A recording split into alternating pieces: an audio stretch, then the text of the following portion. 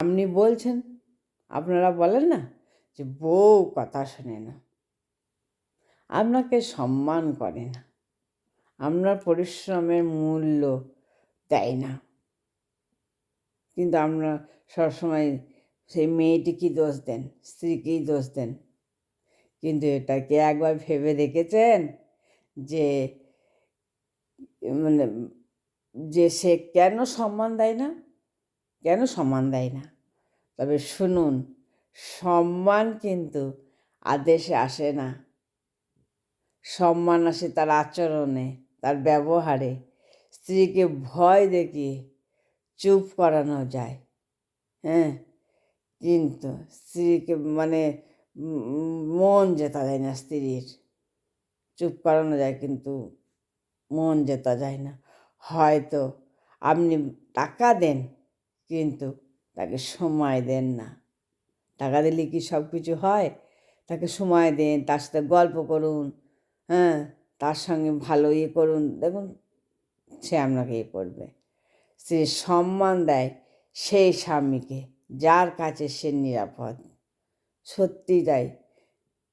স্ত্রীরা সম্মান দেবে না কেন? নিশ্চয়ই দেবে। সে যার কাছে সে নিরাপদ, যার কাছে সে মূল্যবান। যে স্ত্রী যে স্বামীর কাছে মূল্যবান, অমূল্য সম্পদ, স্ত্রীরও অমূল্য সম্পদ, স্বামীর অমূল্য সম্পদ, তারা ঠিক সম্মান দেবে। হ্যাঁ, স্ত্রীর দোষ খোঁজার আগে সে নিজেকে একবার জিজ্ঞাসা করুক।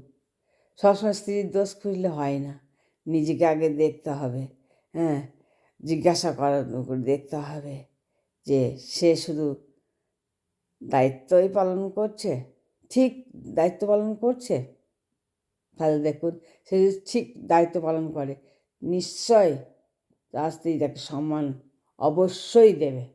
একজন স্ত্রীর জন্য সেরা উপহার কি বলুন তো? কি বলুন? স্ত্রীকে কি উপহার দেবেন খুঁজে পাচ্ছেন না? কি দেবেন না, কি দেবেন না? নিজেকে পর নারী থেকে নিজের দৃষ্টি নিজের হেফাজতে রাখুন। এটাই স্ত্রীর জন্য পৃথিবীর সব থেকে বড় উপহার। ঠিক নয় বলুন? যে স্বামীরা পর নারীর দিকে তাকিয়ে দৃষ্টি আকর্ষণ করে, তাদের স্ত্রীর কাছে যতই টাকা গয়না গাটি সম্পদ থাকুক, তাদের কোনো হয় না যদি সেই স্বামী কিছুই না দেখ, শাক ভাত নুন ভাত ছেঁড়া কাপড় দেখ, তাদের যদি দৃষ্টি তার নিজের স্ত্রীর উপর থাকে, সেইটা তাদের কাছে বড় উপহার। হ্যাঁ, ঘড়ি, ফোন, গয়না সব কিছুই একদিন পুরনো হয়ে যায়, কিন্তু একজন স্বামীর পবিত্র দৃষ্টি কখনো পুরনো হয় না, কখনো পুরনো হয় না। কারণ ভালোবাসা আসল প্রমাণ উপহারে নয়। ভালোবাসা আসল প্রমাণ কিন্তু উপহারে নয়, কিন্তু হ্যাঁ, স্ত্রীর প্রতি যত্ন আর পবিত্রতায়। হ্যাঁ, যে স্বামী স্ত্রীর যত্ন করে, তার ভালো পবিত্র দৃষ্টি দিয়ে দেয়, আগলে রাখে, সেইটা তার কাছে বড় উপহার। এর থেকে বড় উপহার হয় না। সব কিছু উপহারই হয়ে যায়, নষ্ট হয়ে যায় এর কাছে।